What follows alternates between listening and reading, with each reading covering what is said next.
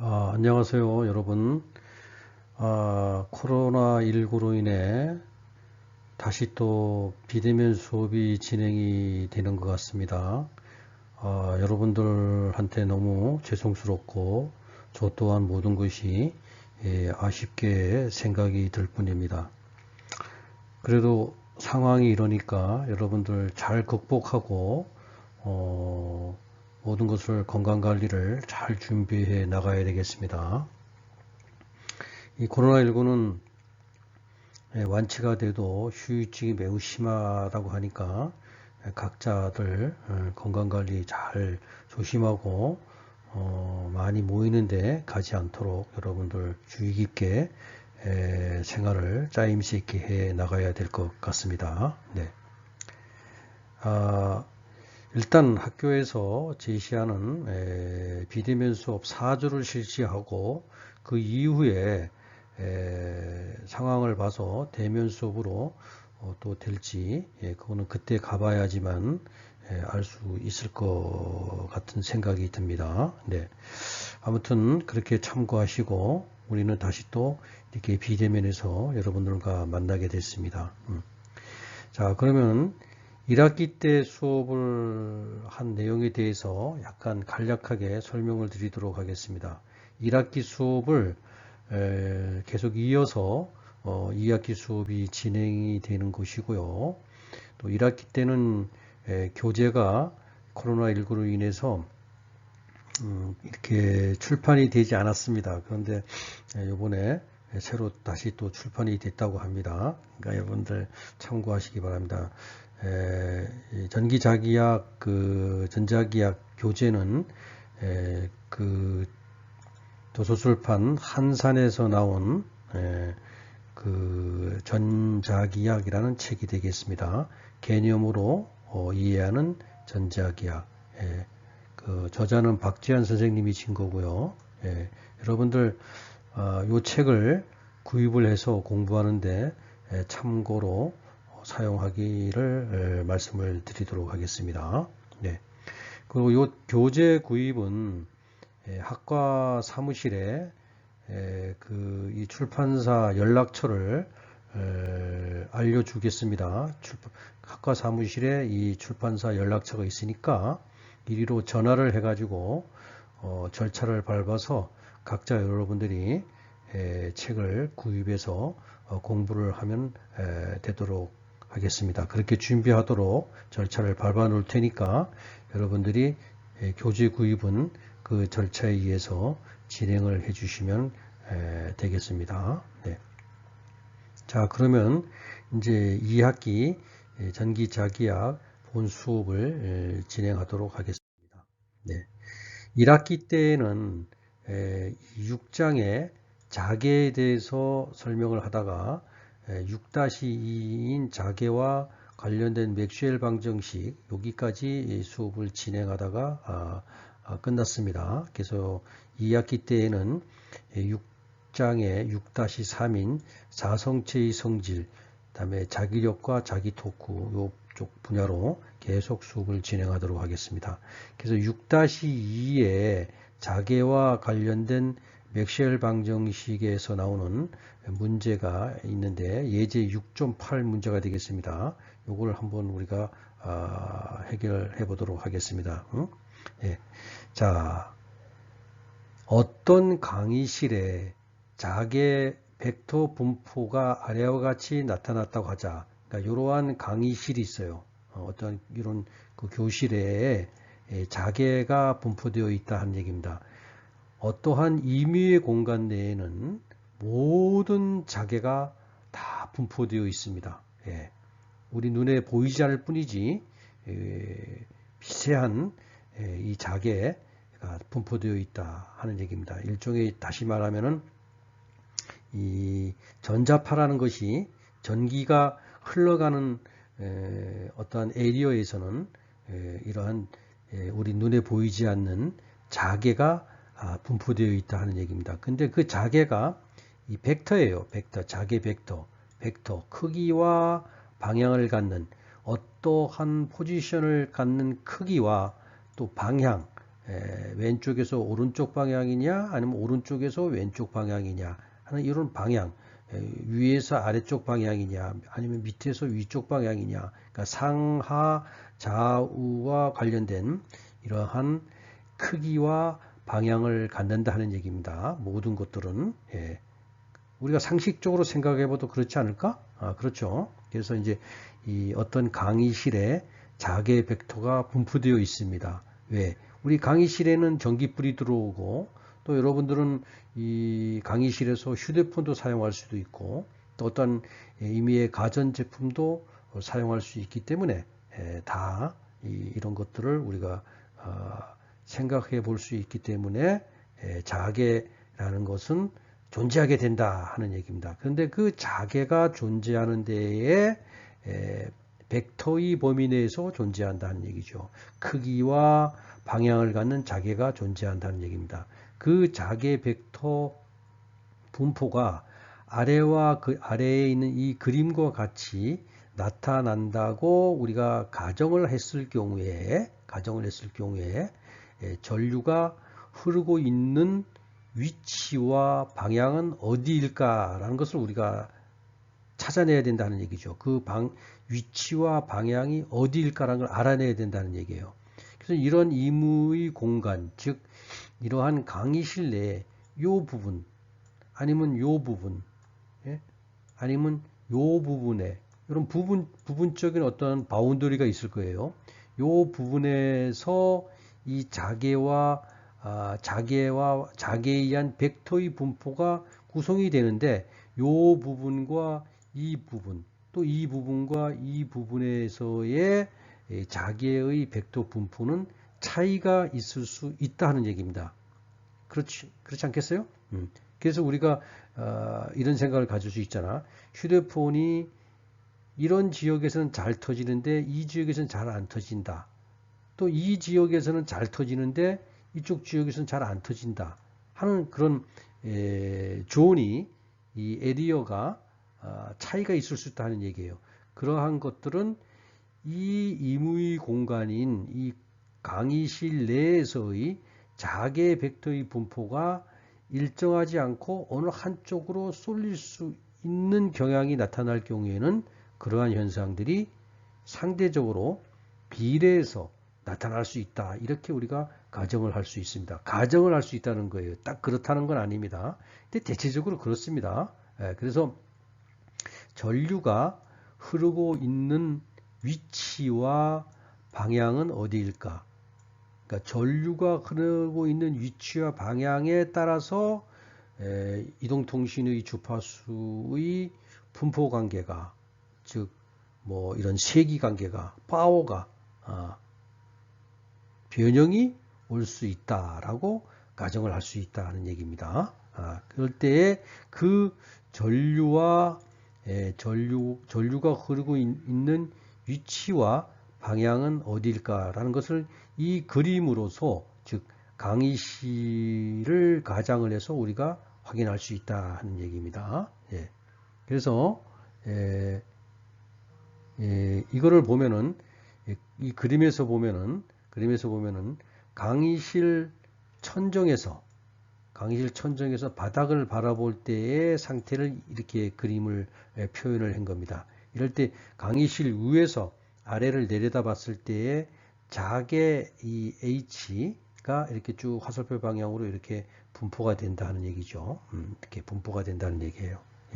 자, 그러면 이럴 때에 그 앞에서 얘기한 그 분포 관계를 우리가 한번 디테일하게 이제 한번 확인해 보는 겁니다.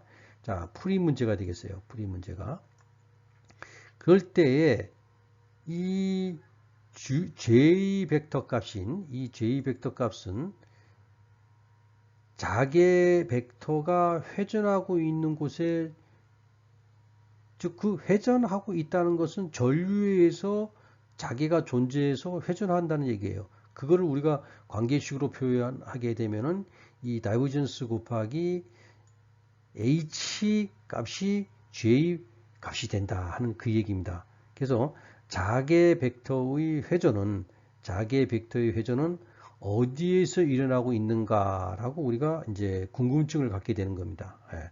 그러니까 어디에서 이 자개 벡터의 회전이 일어나는가에 따라서 이 임의 공간인 강의실 내의 분포 관계가 자개의 벡터의 분포 관계가 즉 이동통신으로 얘기하면은 주파수가 뭐 잘 터지는 분야, 뭐 안 터지는 분야 이런 것들도 우리가 가상적으로 확인할 수 있다는 얘기입니다. 그래서 자개 벡터의 회전은 어디에서 일어나고 있는가? 자, 우리가 여러분들이 잘 아는 이 바람개비라는 거 알죠? 바람개비 이렇게 바람 불면 이렇게 프로펠러식으로 돌아가는 이 바람개비를 여기에다 놨어요. 이렇게 놨을 때 바람개비가 돌아가는 곳을 찾으면 여기서 이쪽에다가도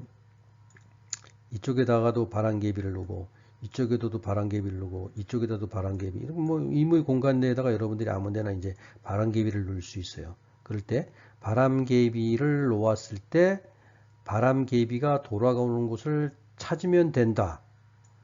그럼 바람개비가 돌아간다는 것은 그 바람개비가 돌아가는 이 지역에는 바람이 분다는 거예요. 바람. 자, 그곳은 아래 그림에서 원형 화살표로 이런 원형 화살표로 표시한 영역이 될 것이다 하는 얘기죠. 여기도 될 수도 있고 여기도 될 수도 있고 여기도 될 수 있고 다 될 수 있다는 얘기예요. 여기도 되고 여기도 되고 다 틀리잖아. 다 틀릴 거 아니에요. 예를 들어서 우리가 이런 강의실이 있는데 여기 창문을 조금 열어놨어. 그럼 일로 바람이 쫙 들어와요. 들어와가지고 여기서는 바람개비가 잘 돌아가겠죠. 그렇지만 여기 있는 바람개비는 어떻게 돌아가요? 잘 안 돌아가겠죠. 그런 것들을 우리가 다 이제 이 자개의 벡터로 임의로 우리가 생각해 볼 수 있다 하는 얘기입니다. 그래서 그 바람개비를 놓았을 때 바람개비가 돌아가는 곳을 찾으면 된다. 그래서 그곳에 아래 그림에서와 같이 원형 화살표로 표시한 영역이 될 것이다 하는 얘기입니다. 그 외의 또 장소에는 바람개비가 돌지 않는다. 그리고 바람개비가 조금 덜 돈다 하는 영역을 우리가 찾아볼 수 있어요. 다시 말해서 전류의 발생 장소는 여기서 얘기하는 전류의 발생 장소는 원형 화살표의 중심 지점이 된다. 원형 화살표의 중심점이 된다는 얘기입니다. 이 중심점. 네, 중심점이 된다는 얘기예요. 네, 중심점 원형 화살표의 중심 지점이다. 그래서 전류의 방향은 오른손 나사 법칙. 여러분들 오른손 나사 법칙이라고 알죠? 제가 1학기 때에도 이 오른손 나사 법칙에 대해서 설명을 했어요. 프레밍의 오른손 법칙, 프레밍의 왼손 법칙, 그리고 오른손 나사 법칙과 연관 이런 것들을 다 설명을 해줬어요. 그래서 이 여러분들이 잘 아는 고등학교 때도 아마 배웠을 거예요. 오른손 법칙으로부터 강의실 바닥에서 천정으로 솟아오르는 방향을 이 강의실 바닥에서 천정으로 올라가는 이렇게 회전돼서 올라가는 솟아오르는 방향을 우리가 알 수 있다. 그것이 바로 이 자기 벡터의 회전에 의한 전류의 분포 관계의 영역으로 우리가 가상해서 생각해 볼 수 있다 하는 얘기입니다. 네. 자, 다음에는 또 다른 예제 문제를 한번 보겠어요. 예. 다음 그림과 같이 여기서 제시하는 이런 그림과 같이 화살표 방향으로 이렇게 화살표가 있죠. 여기에 이런 화살표 방향으로 전류가 흐르는 솔레노이드 코일이 있다. 솔레노이드에 대해서도 1학기 때 설명을 다 했어요. 여러분들이 이제 1학기 때에는 교재가 없어서 다소 이제 공부하는데 많은 문제점이 있었는지 모르겠지만 이제는 교재를 구입을 해가지고 잘 읽어보셔야 됩니다. 그래서 이 솔레노이드 방식에 대해서도 여러분들이 다시 리뷰를 해야 돼요. 그래서 이 전류가 흐르는 이 솔레노이드 코일이 있다. 그래서 입구 쪽에 여기 입구 쪽이죠. 입구 쪽에 나침판을 놓았을 때 나침판의 방향이 바르게 표시된 것은 이렇게 나침판에 이런 솔레노이드 시스템으로 전류가 이렇게 흘러가는데 여기다 이제 이 앞에다 이렇게 나침판을 놨어요. 나침판을 놓았을 때 나침판의 방향이 바르게 표시된 것은 이 네 개의 그림 중에서 여러분들이 봤을 때는 어느 것이 되겠느냐 하는 얘기입니다. 자, 풀이를 보겠어요. 풀이를 보면은 오른손 법칙을 적용해 보자. 앞에서 얘기했던 오른손 법칙이라고 얘기했죠. 오른손 엄지로 전류 방향을 가리키면은 이렇게 이제 우리가 방향이 있잖아. 이렇게 오른손입니다. 이게 오른손으로 이게 이제 힘이고 이게 자개고 이게 전류예요. 이게 전류. 이렇게 이게 잘 안 보이나? 이렇게 됐을 때 이게 F고 이게 B고 이게 I예요. I.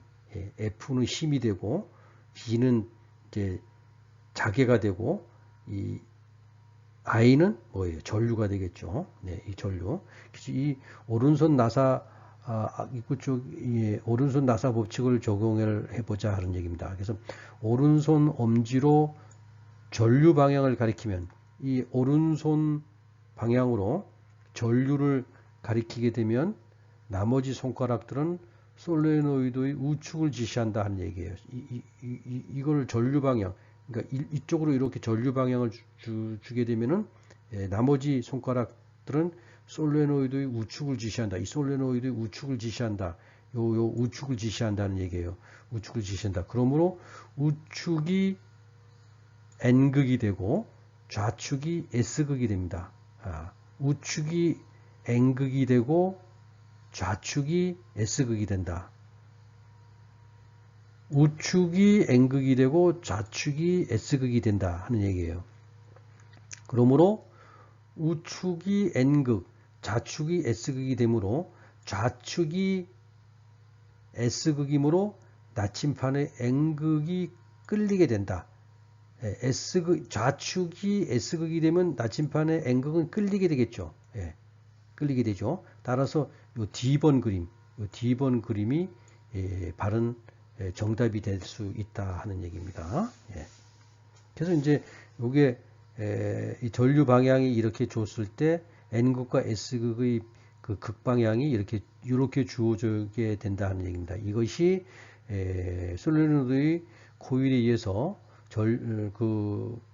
전류를 가했을 때에 입구 쪽에 나침판을 놓았을 때 나침판 방향이 나타남에 따라서 솔레노이드의 그 전류 흐름의 방향에 의한 전류 변환 관계를 우리가 이 문제를 보고 해결을 할 수 있다 하는 얘기겠죠. 네.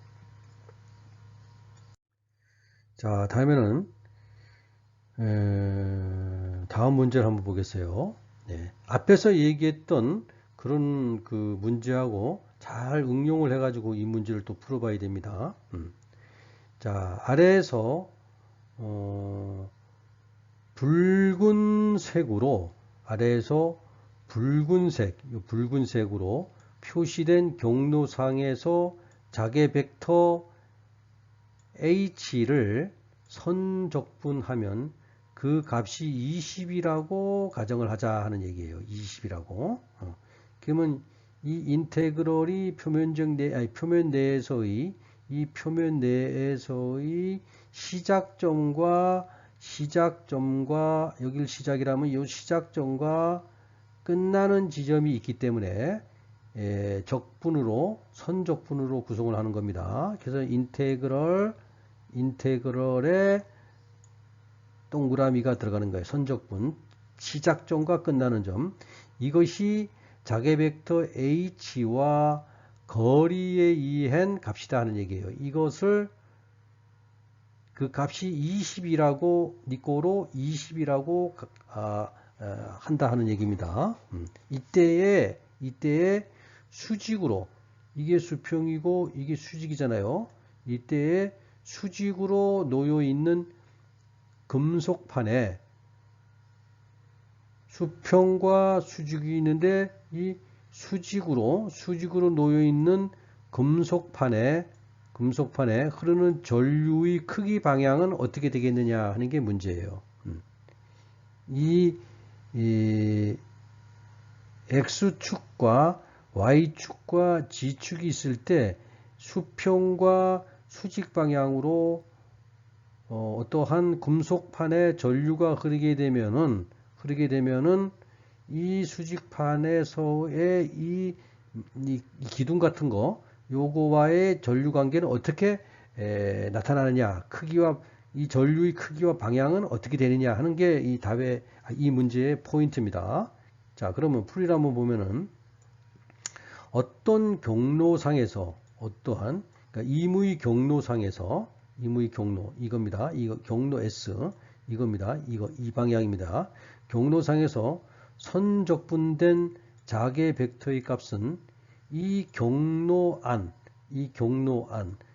안에 흐르는 전체 전류와 동일하다고 볼 수 있어요. 동일하다고. 따라서 이 선적분은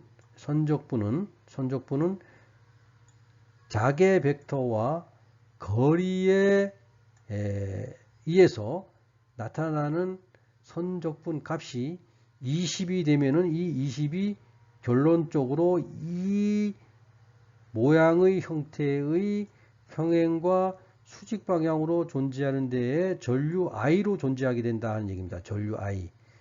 그러니까 이러한 전류 I의 관계로부터 전류는 20이 된다는 얘기예요. 20A 하는 얘기입니다.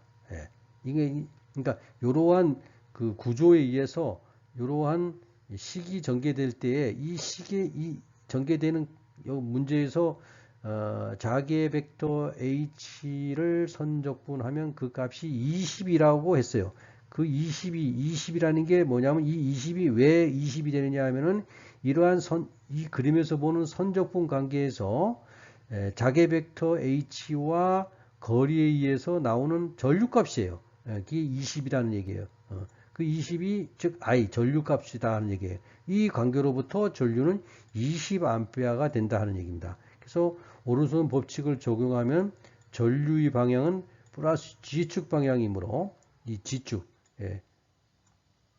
오른손 법칙에 의해서 적용하면 전류의 방향은 G축 방향이 된다. 이 G축 방향으로 전류가 20A가 존재하게 된다 하는 그 얘기죠. 네, 별로 어려운 문제 아닙니다, 이거. 네. 자, 다음에는 왜 다이버전스 H는 I 벡터가 아니고 다이버전스 곱하기 자와의 세기는 그러니까 자기 벡터는 J가 되느냐 하는 그런 얘기를 지금 얘기하는 거예요. 왜 I가 아니고 J냐? 앞에서 공식에서 결국은 I인데 이렇게 나타나느냐는 얘기죠. 그래서 암페어 법칙은 다이버전스 곱하기 H는 줄로 주어져요.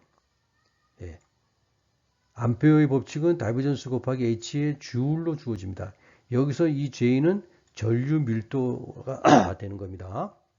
그래서 이 전류 밀도는 단위가 암페어 퍼 스퀘어 미터가 돼요.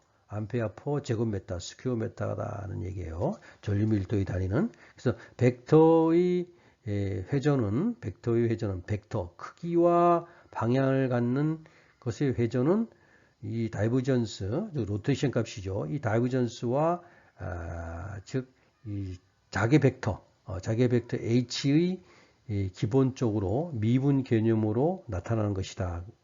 즉 미분 개념으로 나타나는 것은 변화량 값이 된다는 얘기예요.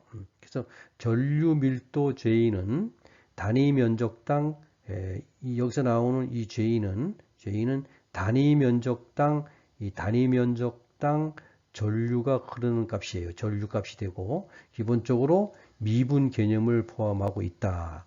따라서 우리가 벡터의 회전은 이 다이버전스에다가 이 전류 벡터 값, 이 값을 H 값을 곱해준 값이 개념적으로 정리가 된다 하는 얘기입니다. 그래서 아래 그림을 보자 하는 얘기예요. 좌측 그림에서 봤을 때 단면적이 1mm 제곱미터의 전선에 이 구리 동선입니다. 이 구리 동선. 얘는 요 S가 1제곱미리고 얘는 10제곱미리예요. 결론적으로 뭐예요? 얘는 얘보다 10배가 두껍다는 얘기잖아요. 두껍다. 그러니까 가는 구리선과 두꺼운 구리선의 차이점이 뭐냐 하는 것을 우리가 배우는 거예요. 어떨 때에 가는 구리선을 쓰고 어떨 때에 두꺼운 구리선을 써야 되느냐 하는 얘기입니다. 똑같이 봤을 때 I는 1A예요. 여기서도 I가 1A예요. 얘한테도 1A를 흘릴 수 있고 얘한테도 1A를 흘릴 수 있어요.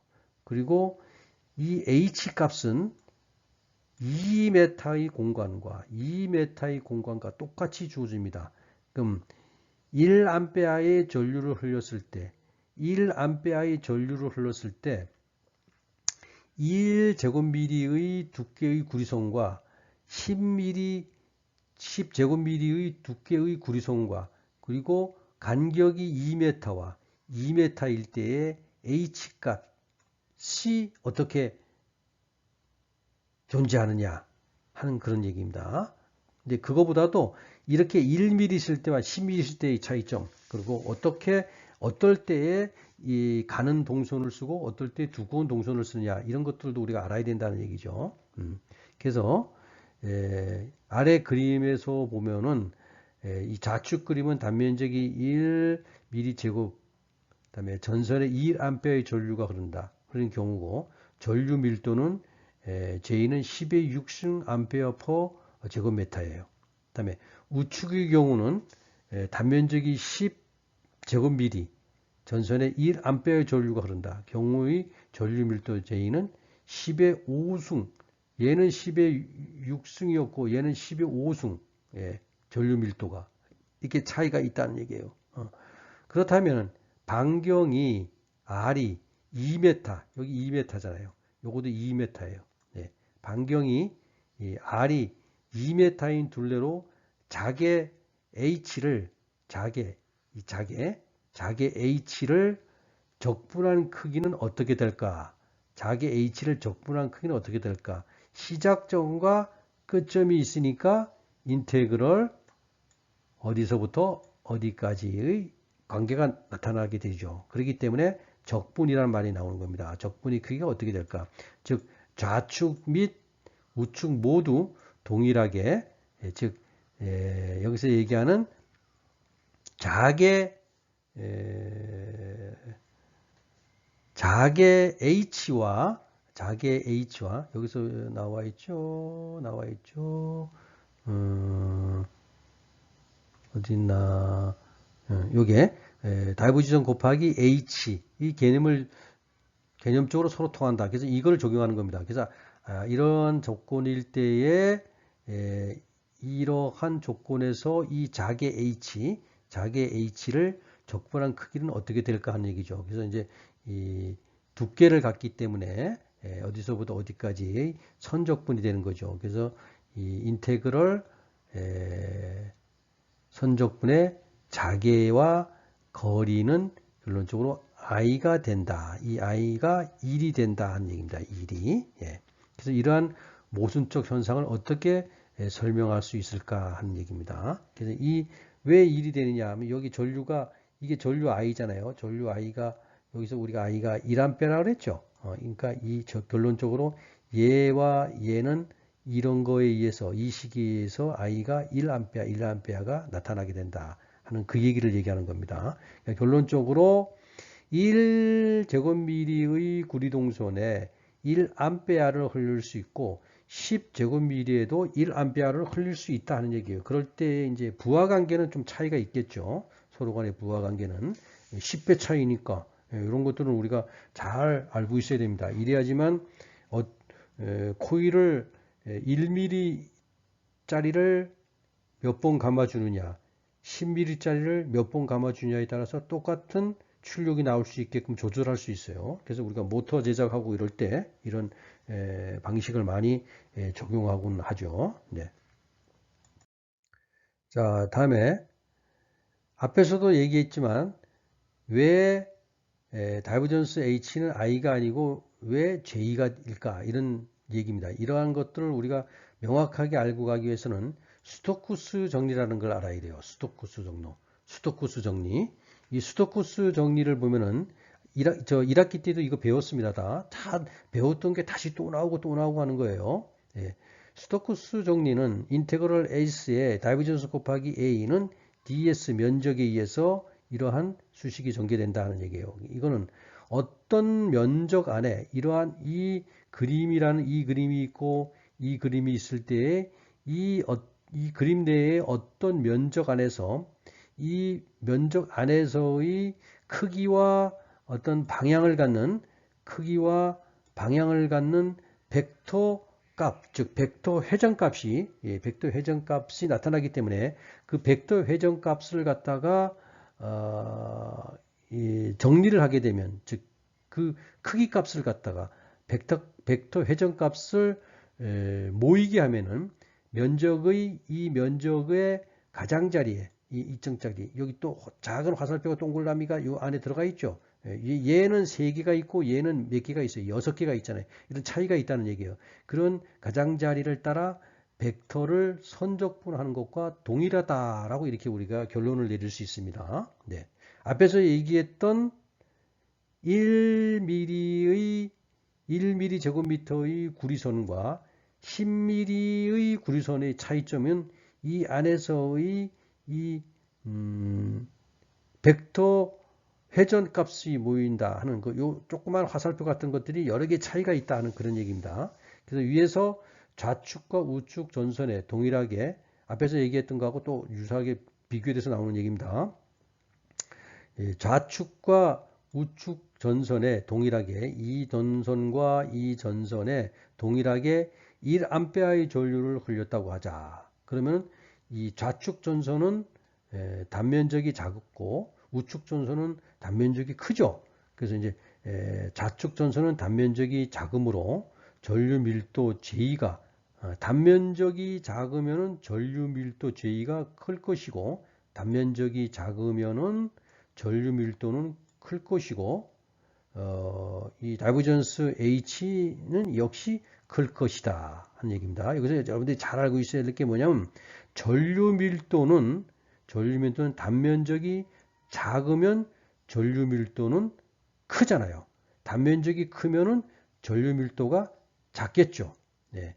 그래서 이 단면적이 작은 거에서 전류 밀도가 크게 되면은 어떻게 돼요? 이 전선이 지금 요 전선과 요 전선 1mm와 10mm를 비교했을 때 1mm는 10mm에 비해서 단면적이 작고 전류 밀도는 크기 때문에 1mm는 10mm에 비해서 전류 밀도가 크기 때문에 어떻게 돼? 부하가 걸린다는 얘기죠. 전기가 흘러가게 되면 열이 난다는 얘기예요. 우리가 전선에서 전기 집에서 쓸 때 보면 전기줄에서 열이 나죠. 그런 전기에서 열이 나는 이유가 뭐냐 하면 바로 이거예요. 단면적이 작으므로 전류 밀도가 크다는 얘기죠. 단면적이 크게 되면은 전류 밀도가 작게 되겠죠. 그래서 열이 많이 나느냐 안 나느냐 이런 것들을 우리가 생각할 수 있습니다. 이러한 이론들을 여러분들이 이해를 하고 있어야지만 앞으로 회로를 구성할 수도 있고 어떤 모터를 만들 때도 이런 게 다 응용이 되는 거예요. 다 이게 이러한 기본적인 이 자기학에서 배우는 이러한 기본적인 이론이 여러분들 머릿속에 정립이 돼야지만 여러분들이 막 임의로 아무렇게나 여러분들이 회로를 만들 수 있고 또 그 와이어를 갖다가 어떤 거를 쓰고 어떤 거를 써야 되는지 이런 것들을 판단할 수 있는 거예요. 의사가 환자를 진찰을 해가지고 어디가 나쁘다 하는 걸 찾아내는 것처럼 여러분들도 이러한 이론이 정립이 되면은 회로를 보면 이 회로가 뭐가 문제가 있구나. 이래서 열이 많이 나는구나. 아, 이 회로는 왜 이렇게 잘 안 돌아갈까? 아유, 이거 회로에 흐르는 전류값에 비해서 회로에 구성된 어떠한 그 와이어가 너무 두껍다, 너무 가늘다 해서 이 회로가 열이 많이 나느냐, 열이 안 나느냐 이런 것들을 우리가 찾아낼 수 있다는 거예요. 이건 기본적이잖아. 그런 것들을 다 이런 이론에 의해서 우리가 다 정립을 할 수 있다 하는 얘기입니다. 그래서 우측 전선은 단면적이 크므로 얘는 우측 전선은 단면적이 크므로 전류 밀도가 작을 것이고, 그러니까 단면적이 작으면 전류 밀도가 크고 단면적이 크면 전류 밀도가 작다는 거 상식적으로 우리가 알고 있어야 돼요. 작을 것이고, 따라서 다이버전스 H 역시 작을 것이다 하는 얘기입니다. 다이버전스 H가 작을 것이다. 그 작다는 것은 어떻게 돼요? 결론적으로 부하와 관계되기 때문에 열로 적용시킬 수 있다 하는 얘기예요. 이 열로 적용시킬 수 있다는 얘기입니다. 그러나 이 좌측의 경우 전선 원주가 짧고 우측의 경우는 원주가 길기 때문에 두께가 두껍냐 두께가 굵으냐 때문에 이 원주에 따른 벡터 성분은 결론적으로 작의 H와 거리 값에 의해서 좌우가 동일하게 나타날 수 있다 하는 얘기예요. 이 두께와 이 길이에 의해서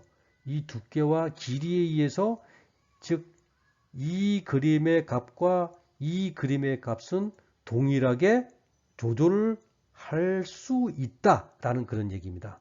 예, 그렇겠죠? 예. 자, 그래서 두 번째 보면은 거시적으로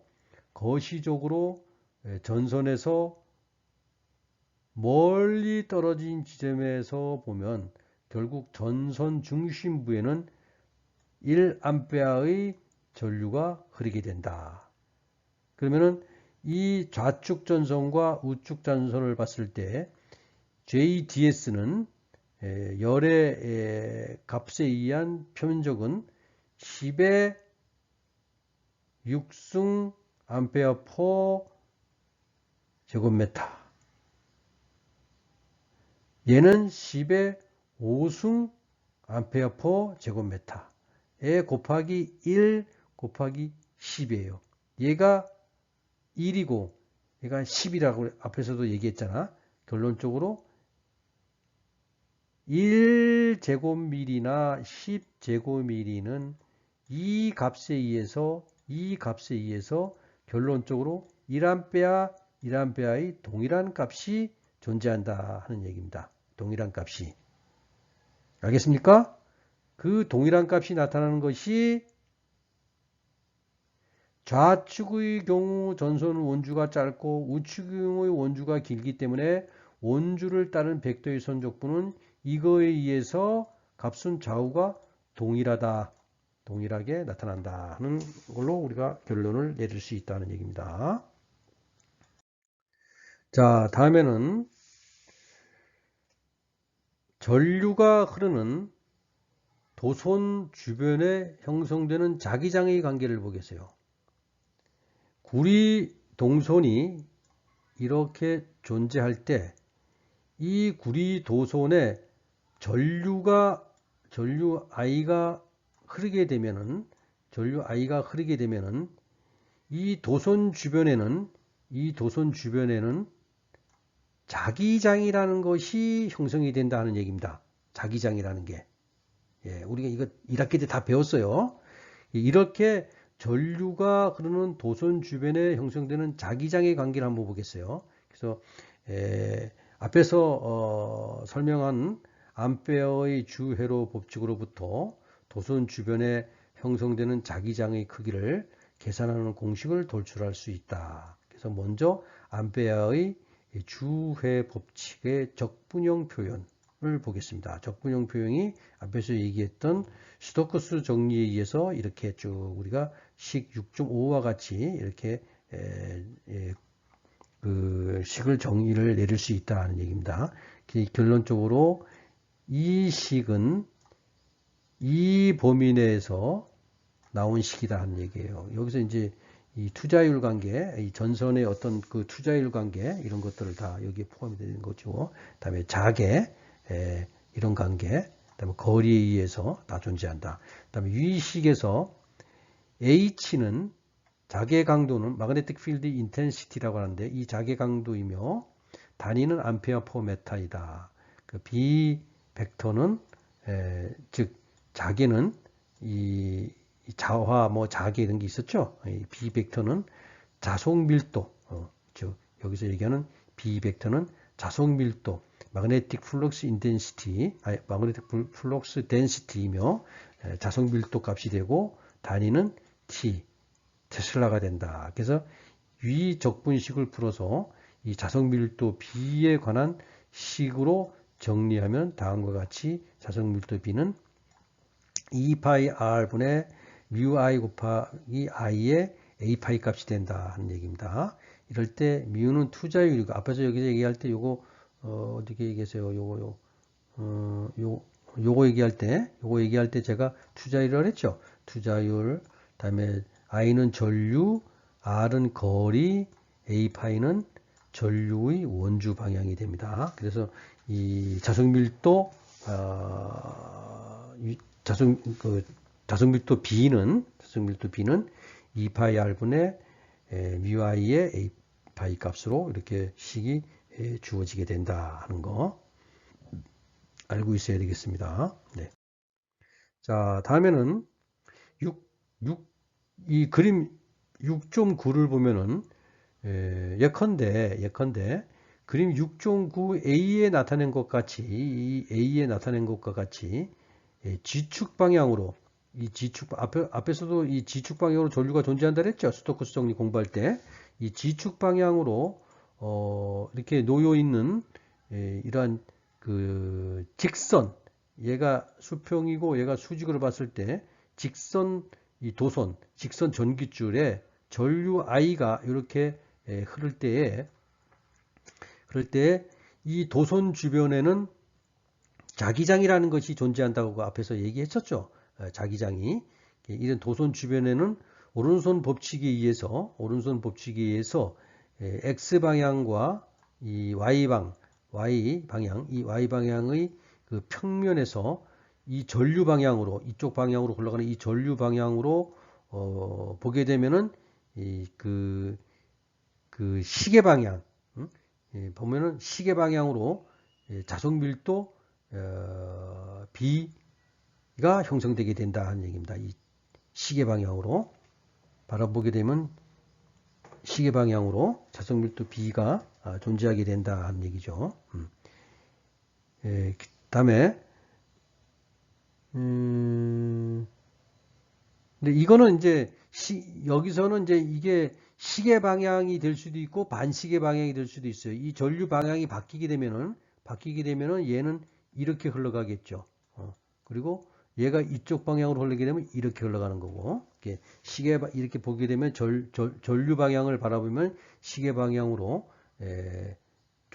자석 밀도가 형성이 된다. 여기서는 이제 반시계 방향으로 시계 방향이 이렇게 됐잖아. 그러니까 이거는 이제 이렇게 거꾸로 갔으니까 반시계 방향으로 형성된다라고 이렇게 볼 수가 있죠.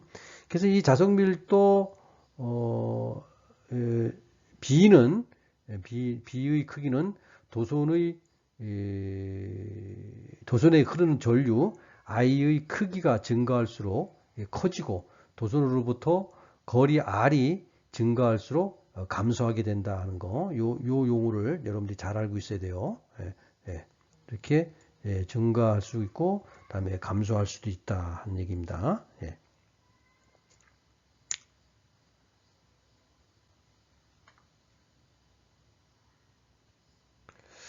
자, 그러면서 이 그림 6.9에서 보면은 직선 도선 및 솔레노이드 전류의 전류가 흐를 때 형성되는 자석 밀도의 관계를 지금 이 A번 그림과 B번 그림으로 우리가 확인할 수 있습니다. 자, 이러한 그 구리 동선의 전류를 이러한 방향으로 이렇게 된다면은 요 건선수 n 값에 의해서 이 구리선의 두께 단면적 값에 의해서 이 길이에 의해서 이 자개 B 값이 어떻게 나타나느냐 하는 것을 우리가 알 수 있다는 얘기입니다. 자석 밀도 값이. 자, 다음에 실제적으로 자석 밀도 값을 얘기한 것이고 그 자개는 그 방향을 얘기하는 거예요. 전류 방향으로 나타나는 거. 예.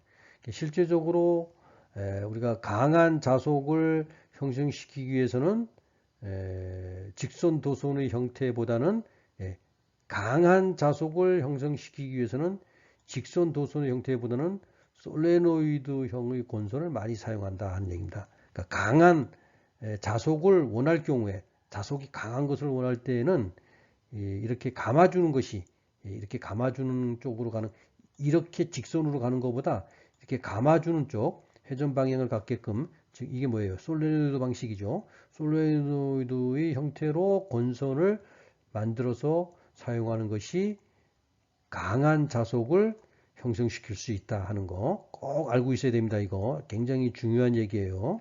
이걸 알아야지만 여러분들이 많은 것을 이해할 수 있고 제작을 할 수 있습니다. 예. 그래서 그렇게 강한 자속을 형성시키기 위해서 직선 도선의 형태보다는 솔레노이드 형태의 권선이 많이 사용된다. 이것을 우리가 요게 식으로 나타나게 되면은 B는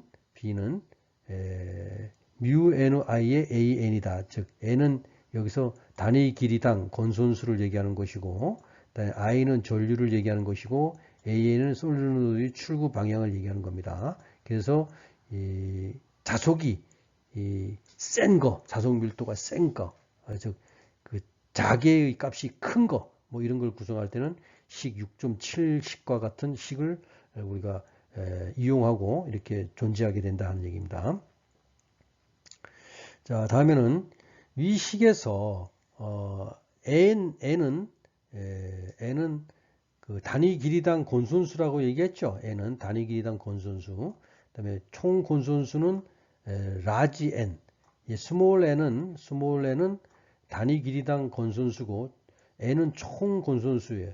총 곤선수를 솔레노이드 길이 L로 나눈 값, 즉 단위 길이 1m당 감겨진 곤선수 n이 된다 하는 얘기입니다. 그래서 n은 단위는 횟수, 몇 번, 몇 회 감기느냐에 따른 퍼 메터가 된다 하는 거. 예. 여기서 지금 요 말이나 요 말을 여러분들이 잘 알아둬야 됩니다. 예, 여러분들이 나중에 뭐 이 모터 제작하는 이런 회사로도 취업이 될 수 있겠죠. 그럴 때 이러한 이론적인 것들을, 이러한 이론적인 배경들을 여러분들이 꼭 알고 있어야지만 모터 제작을 하는데 굉장히 유익하다고 볼 수 있어요. 다시 한번 얘기합니다. 스몰 n은 단위 길이당 건선수고 총 건선수는 라지 n으로 표시합니다. 근데 이건 솔레노이드의 길이를 우리가 L로 나눈 것이고 L로 나눈 값이 되는 겁니다. 그래서 단위 길이 1m당 감겨진 곤선수가 된다는 얘기예요. 이럴 때 이 n은 단위는 회포메타가 된다 하는 거 꼭 알고 있어야 되겠어요. 자, 앞에서 얘기했던 이론을 바탕으로 문제가 푸는 건데 이 문제는 부록 설명할 때 하기로 하겠습니다. 이건 넘어가겠습니다. 이 문제도 넘어가겠습니다. 자, 이 문제를 한번 보겠어요. 아래와 좌측과 이 좌측, 이 왼쪽, 오른쪽, 좌측과 같은 공심 솔레노이드 코일이 있다. 이렇게 공심 솔레노이드 코일이 있다. 이 솔레노이드의 직경은 2cm예요. 2cm. 솔레노이드의 길이는 5cm예요. 5cm. 여기에 감겨진 곤선수는 4회예요. 4회. 하나, 둘, 셋, 네 번이 감겨져 있어요. 이 코일에 흐르는 전류가 2A다. 이 코일에 흐르는 여기 지금 이 코일에 흐르는 전류가 2A다. 2A가 흐른다고 할 때 위 방향으로 생성되는 자속 밀도 B, 위 방향으로 존재하는 자속 밀도 B의 크기와 극성을 계산하라. N극과 S극을 나타내봐라 하는 얘기입니다. 자, 문제를 풀어보면은 n은 4회 0.05m, 0.05, 0.05m, 4회에 0.05m, 는 80회 메타로. B는 자성밀도 B는 μ0의 n의 i의 an 4파이 곱하기 10의 마이너스 7승의 80 곱하기 an. 그래서 이렇게 나와요. 단위가 테슬라라고 그랬죠. 자개의 방향은 오른손 법칙에 의해서 아래 방향으로 n극이 되고 따라서 윗방향은 당연히 s극이 된다. 이 문제에 주의할 점은 솔레노이드 직경이 2cm 계산에 사용되지 않는다는 점을 우리가 유의해야 된다 하는 얘기입니다. 네. 솔레노이드 직경이 2cm 계산에 사용하지 않는다는 점을 우리가 주의해야 된다. 0.4회에 0.05m, 0.05m, 5cm예요. 5cm가 0.05m로 발현된 거잖아. 80회, 회 퍼 메타니까. 예, 계산해 보면 80이 나옵니다. 예, n이 이렇게 문제를 우리가 풀시할 수 있고, 자개의 방향은 오른손 법칙에 의해서 아랫방향이 여기서 오른손 법칙이 아랫방향이 n극이 되기 때문에 따라서 윗방향은 당연히 s극이 된다 하는 얘기입니다. 이렇게 문제를 풀 수 있을 수가 있겠죠. 자, 다음에 솔레노이드 코일의 직경과 자개의 크기는 무관한 이유. 솔레노이드 코일의 직경과 자개의 크기는 무관한 이유. 앞에 문제에서 하나를 안 써먹었죠. 잘 생각해보면 그 이유를 알 수 있습니다. 솔레노이드의 자석 밀도는 단위 길이당 곤손수와 전류에 의존하며 솔레노이드의 직경에는 무관하다 하는 거 꼭 알고 있어야 돼요. 솔레노이드의 자석 밀도는 단위 길이당 이러한 솔레노이드 형태의 자석 밀도는 단위 길이당 곤손수 4번 감겼냐 10번 감겼냐 100번 감겼냐는 곤손수와 전류에 의존하며 이 솔레노이드의 직경 5cm니 2cm니 이런 직경에는 무관하다 하는 얘기입니다. 솔레노이드의 자석 밀도는 왜 그럴까 하는 거. 그 이유는 아래에서 나와 있는 그림을 보고 이제 설명을 드릴 수 있다는 얘기입니다. 직경이 큰 경우의 자석 밀도가 분산된 것 같지만 전류가 흐르는 도선의 실제 길이가 더 길어진다. 즉 여기에 감겨져 있는 코일의 길이와 오른쪽 솔레노이드에 감겨진 코일의 길이가 똑같을 수가 없죠. 두께가 두꺼운 데는 아무래도 코일의 길이가 길잖아. 그 얘기입니다. 직경이 큰 경우는 자석 밀도가 분산될 것 같지만 전류가 흐르는 도선의 실제 길이가 더 길어진다 하는 얘기입니다. 따라서 직경이 작은 경우는 자석 밀도가 높아질 것 같지만 전류가 흐르는 도선의 총 길이는 더 짧아진다. 따라서 결과적으로 아래 두 가지 동일 자개를 형성하게 된다. 본 교재 4장에서 무한평면의 전하인 경우 거리에 무관하게 항상 일정하게 전개가 형됨을 학습한 바가 있다. 이것과 비슷한 원리다 라는 것을 여러분들이 알 수가 있습니다. 그래서 결론적으로 우리가 모터를 제작할 때 모터에는 코일을 감아주잖아요. 철편에다가 코일을 감아줄 때에 그 철편의 두께와 길이에 따라서 코일을 갖다가 코일의 두께가 지름이 몇 미리짜리를 쓰느냐에 따라서 이렇게 감는 횟수가 비례적으로 많아질 수도 있고 비례적으로 적어질 수 있잖아요. 그런 것을 의미하는 겁니다. 그렇게 되면 결론적으로 내가 모터를 작게 만드는 모터와 크게 만드는 모터가 있어요. 작게 만드는 모터에다가 코일이 두께가 두꺼운 걸 감을 수는 없잖아요. 가는 것을 여러 번을 감아줘야 된다는 얘기예요. 그렇지만 모터가 큰 모터에는 코일을 가는 걸 감으면 여러 번 감아줘야 되잖아요. 그게 또 차이가 있잖아. 이 설명을 나중에 또 제가 혹시 대면 수업 하게 되면 자세히 디테일하게 설명을 해 주도록 하겠습니다. 예. 자, 2학기 1주차 전기자기학 비대면 수업 1주차 수업을 마치겠습니다. 여러분들 고생 많이 했습니다. 네, 건강관리 잘하고 건강하세요. 네, 감사합니다.